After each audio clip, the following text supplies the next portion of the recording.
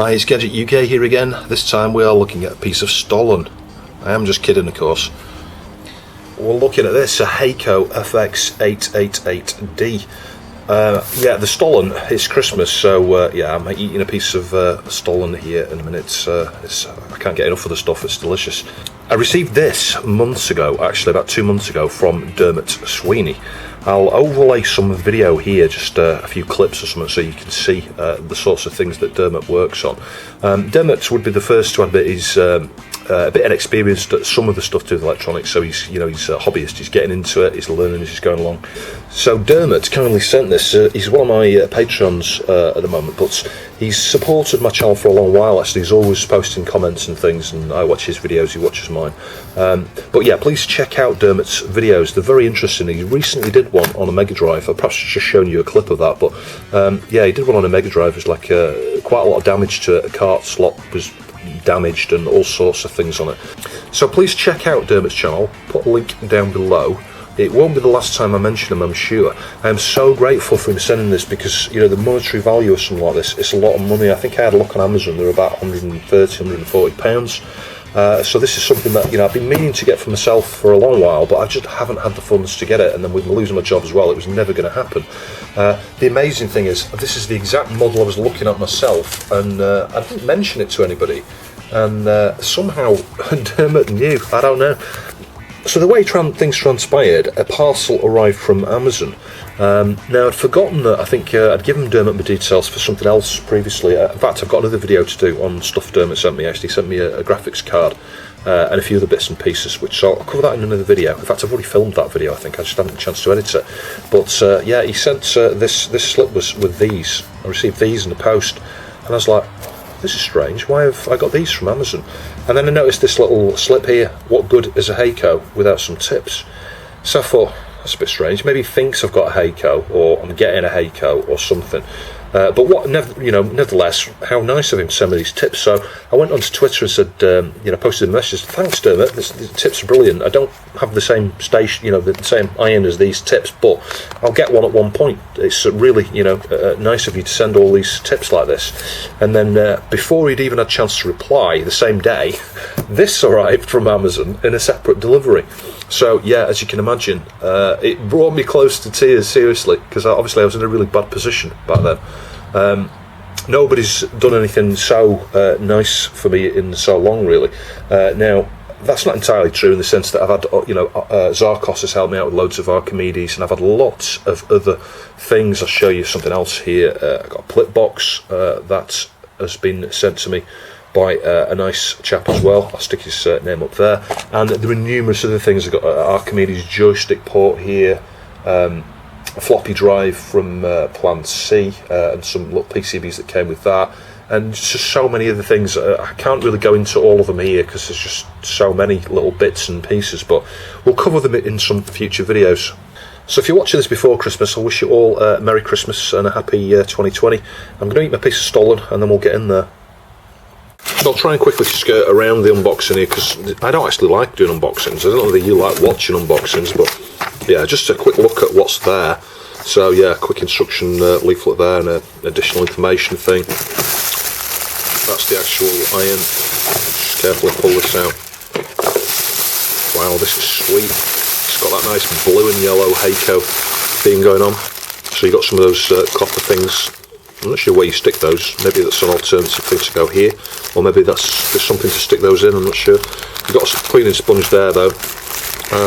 One thing I would say about things like this is it's not square, is it? So you've got to get one that's exactly the right size. I kind of prefer the little generic, but you can put a generic one in there. But nevertheless, that's nice. It's got a nice weight to it as well. It's kind of like a weighted base. So you've got your temperature display there, up. What happens if you want to go down? We'll just go with that in a minute. I'm guessing you hold it to go down, maybe, then you press it to go up. I'm not sure. And an enter button, and then obviously your connection there. And already fitted with a UK plug there. Fitted with 13 amp fuse. That worries me. 13 amps. There's no way that's going to draw 13 amps, surely. Let's just connect it all up, really. Let's take the sponge out. So yeah, I kept this all this time. I should have done the video sooner rather than later, but I haven't had a chance. whilst I'm only working approximately 2 days a week, I've ended up doing a bit more than 2 days a week on occasion. Some things have taken longer than others. And there's been so many videos I've been trying to record and edit and stuff, I just haven't had a minute. The last few months have just been an absolute blur, which is good in many ways, but it has meant I haven't had a chance to spend some quality time looking at this. But now I've finished work until New Year, I've got some time to catch up with things. And I kept this as kind of like a Christmas present. So yeah, thank you, Dermot. This has been my Christmas present this year. And if we plug, does it go that way? Yeah, it does go that way. It's keyed at the top.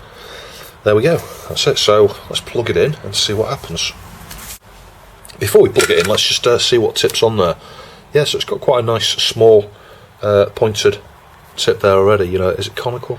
I think it's called conical, isn't it? It's like a cone. I'm not sure how you get these off and on, actually. It looks a little bit like, let's see if I get a screwdriver. It looks a little bit like the way the ZD915 works, actually. It looks like you've got this locking nut here, you know, just, oh, hang on. Have I broken it? What's happened here? You've got to hold it there, I think, when you do that. Yeah, you do. So you've got to hold this bit here whilst you undo that nut, and I'm guessing that nut comes off and then this whole thing will come off. Yeah, there we go. So it's identical to the way the ZD915 works. There's your elements. You've got to be careful you don't damage that piece of, it's like ceramic coating, isn't it? To help pass the heat from the elements below. Anyway, we'll keep that default tip on there for now. I'll just use the pliers just to tighten that up a little bit again. There we go, that'll do. Made a little mark on it, but that'll be okay. So, how do we switch it on? Is there a switch on it somewhere? Yeah, so there's a switch on this side here. Can you see that? Switch it on. Let's see what happens. So it defaulted there, 350 degrees when I switch it on. You can see it ramping up pretty quickly there. It's amazing how quick that is, actually. So let's just see what happens with the tip here. There you go. You get like a protective tinning, you know, like tin it with something, don't they, on the surface there. And that's just sort of fuming a little bit. I need to get a little bit of distilled water onto that. I'll probably just use tap water. You should use distilled water, really. But we'll get some distilled water onto this sponge there, and then we'll have a go at using it, I think. So I've damped the sponge there.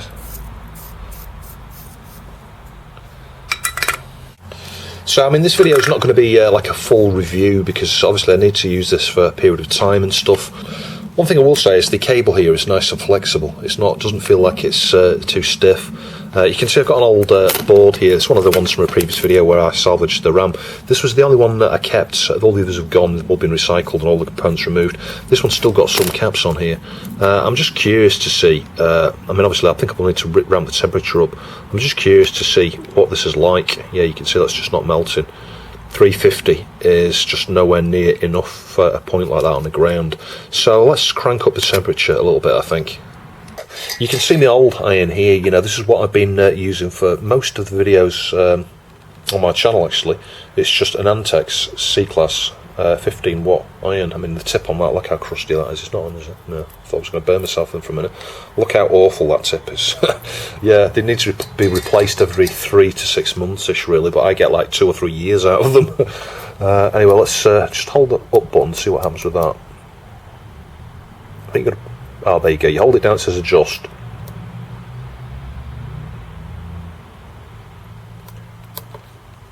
Ah, right, okay. So then you pick that. So if we do 450 and press enter, see what that does.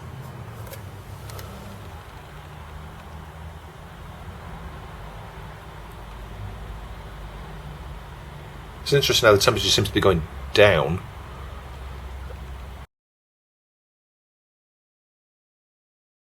I'm not sure what's going on there. I set it to 450 and it went all the way down to 350. So something weird. I might need to read the instructions. You can see here it says ESD safe as well, which means basically that the tip's grounded, more or less. I think. Well, obviously it's going to be to do with the plastics and things used there as well. I'm curious as to why I set that to 450 and then it went down back to 350 on its own. Let's hold that down again.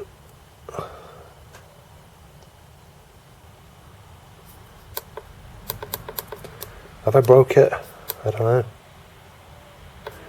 Yeah, so 3, 4, enter, enter, enter. Now it's going up. That's really weird. It has gone up to 450. So I'm not sure what I did before. I might have held the wrong button down or something. Probably done something I didn't intend to do, but nevertheless, that's a lot hotter. So let's try that again, because that solder point there was not melting at all. And in fact, it's still not melting. Yeah, it's still not got quite enough thermal power to heat that cap very well. But you know what? That's better than my other iron. Yeah, that's melting now. So I would suggest that, obviously it's got a lot more than 15 watt of capability here. Let's see if we can remove the solder on that. I don't think we're going to be able to be honest, because it still feels like this PCB's absorbing most of the heat. I wonder if it'll go further than 450. There's a little spider here, look, go on, go away spider.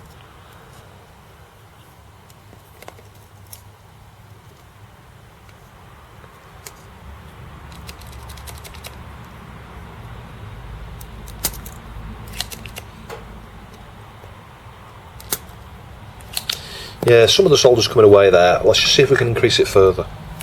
I'm not sure if it'll go as high as like 480 or something like that. It might do, so let's hold that down. Let's go. That's okay. Up. It says 490, so let's try 490. Nah, it doesn't like that, look. It won't allow 490. Let's try 480. Yeah, there we go. So it's got a maximum of 480, which is the same as the ZD915 there. That the maximum on that one's 480 as well. So it shot straight up to 480 there, because obviously there's very little difference between what it was at.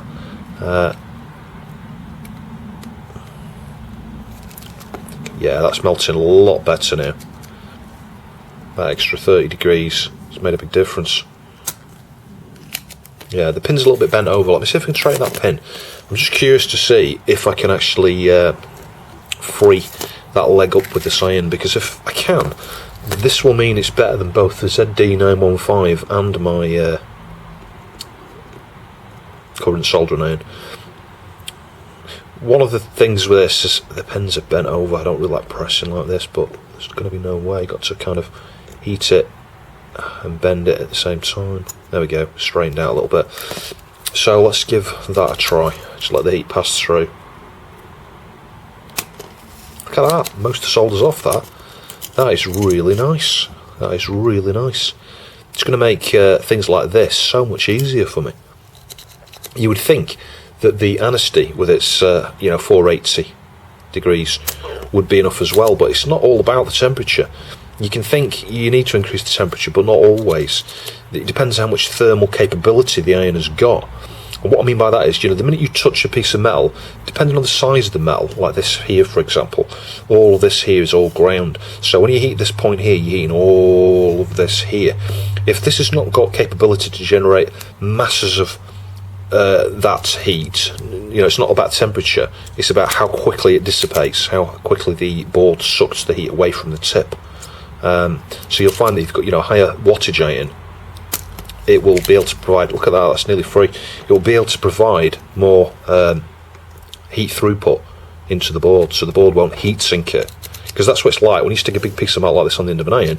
It's like heat sinking a GPU or a CPU. You heat sinking the end of the tip so that it sucks the heat away straight into the board, and because it's such a large area, the heat it comes off it. That's how heat sinks work. The more surface area you've got, the cooler the thing connected to it is. You can see I've managed that. That's the first time that I've been able to do something like that in 20 odd years actually, because back in the day I had a Weller soldering iron in the office, and that was like this, temperature controlled and obviously more capability, and obviously a higher wattage and stuff. It could generate a lot more heat. I'm not sure the solder came off on both sides. Let's just check. Most of it did. You can just about see there's hardly anything on that side, but you would be able to get that off now much easier than with any of the other irons I've got at my disposal. Yeah, so I'd suggest for normal operation, normal soldering and desoldering, somewhere between 350 and 450 is where you want to be, depending on what the board is you're working on. A double layer board, I would suggest maybe 410 might be okay, maybe 400, but I think for the most part 350, anything that's single-sided, 350 will probably be more than sufficient. So anyway, let's let that be down to 350. Let's just have a go at that. Let me just try and solder something, maybe. Let's put it down to 350. Be interested to see how fast it ramps down after it's been up. It's going to take longer because obviously it's got further. The heat has got to drop, hasn't it? You've got to wait for that heat to dissipate. So we're back down to 350. I would say that took about 50 seconds-ish, maybe 60 seconds, not long. So I'll have a quick look at the plip box now. Now, I assembled this already, actually. I did this using the 15 watt iron a few weeks ago. I just haven't had a chance to finish the video. I need to get the software for this plip box. In fact, while I'm thinking about ahead of you, if you've got one of these plip boxes yourself, it's you plug it into the 1200 and it gives you internet, network connection. If anyone out there's got the software, understands the easiest way to set up so that you can get TCP and stuff working on the 1200 there, please let me know.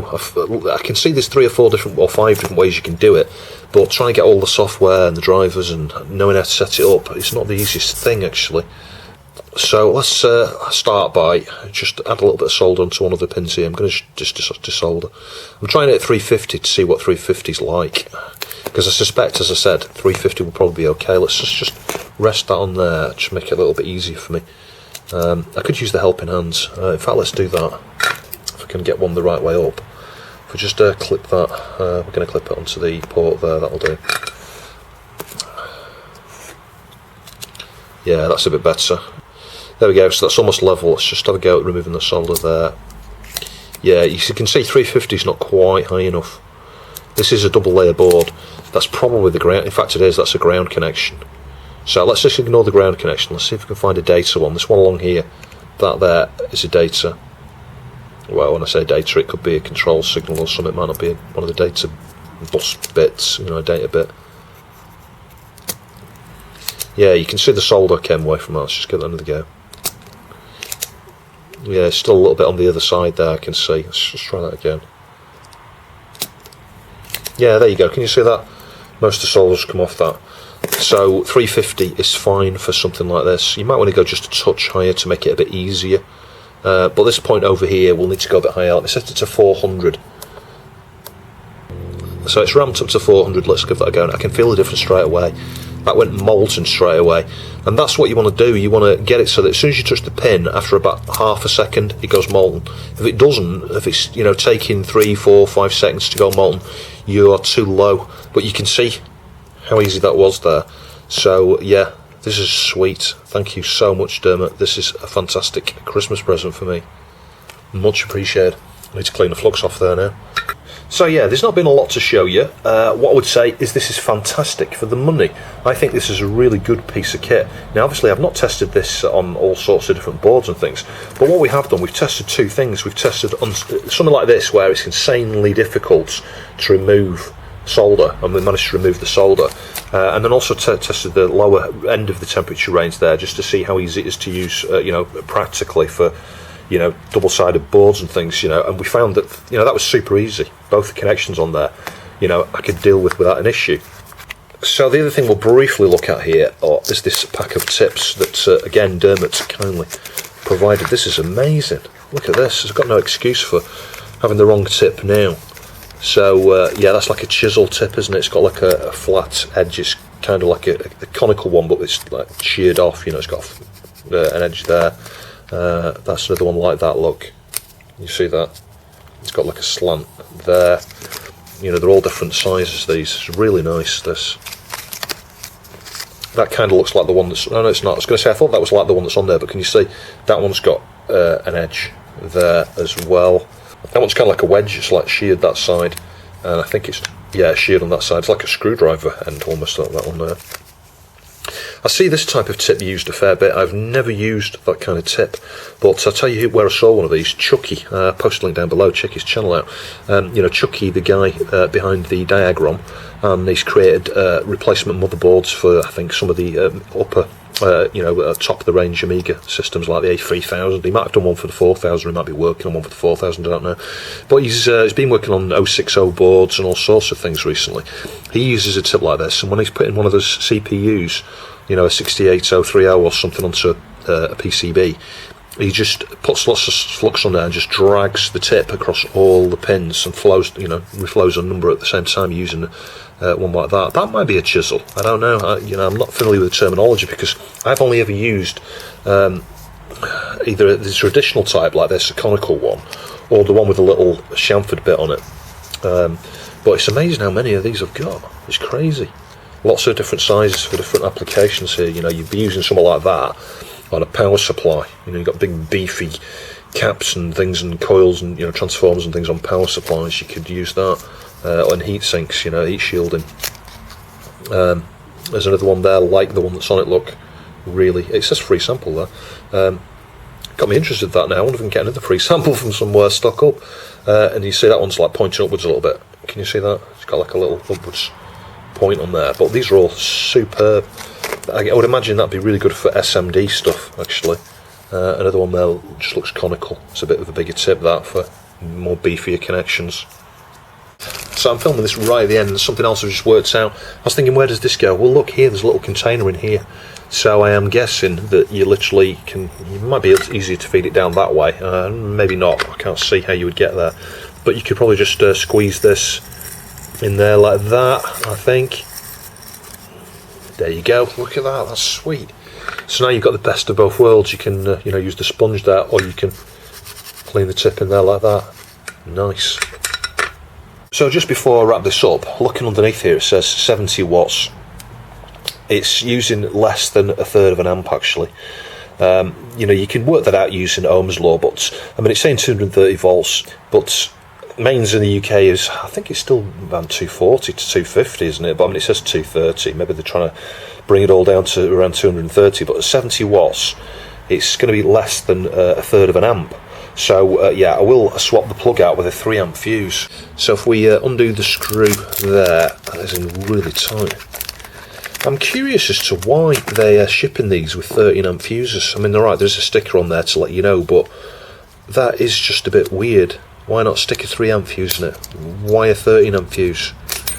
Because, the thing is, it's a safety thing here, If something short circuits in the iron there,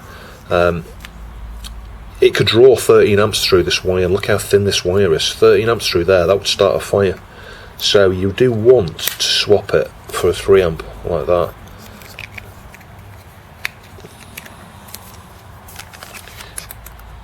Yeah, so that's the only downside to the ones that have been sold on Amazon at the moment. They seem to have a 13 amp fuse, which is not a good idea. So I'll just test that now with its 3 amp fuse. And as you can see, that's working fine. So yeah, 13 amp fuse can go in the drawer. So yeah, special thanks to Dermot. It's absolutely incredible. This has made the end of the year memorable in a positive way for me, rather than the position I was in October, where things were pretty doom and gloom. Let's say everything's really looking good now, and it's thanks to people like Dermot and Zarkos and Ak and various other people have helped me in in large ways and small ways, combined. It's just, I honestly can't think of what to say because I am speechless. There are some really, really, really good people out there. I do owe you for this, Dermot. One way or another, I'm sure I'll be able to, at some point, repay you back. So if you're looking for your first soldering iron, I would suggest that this is perhaps a good one to go for. Obviously, if you're short on cash, like I've always been, then an Antex 15 watt iron, you can't go too far wrong. You're going to struggle on those ground planes, like removing the caps off that board there we showed earlier. They can be super difficult to get off with an iron like that, but for the majority of stuff you can do it with a 15 watt iron. But with something like this, yes, it's more expensive, but I think it's really good value for money. You're getting temperature control there. It's really nicely made. Hakko are a good brand, reliable. There's loads of tips available for it, and it will go right up to 480. Anyway, I do hope you found that interesting. Please like, share, and subscribe. Have a great Christmas and a happy 2020 if I don't speak to you before, and I'll catch you in the next video.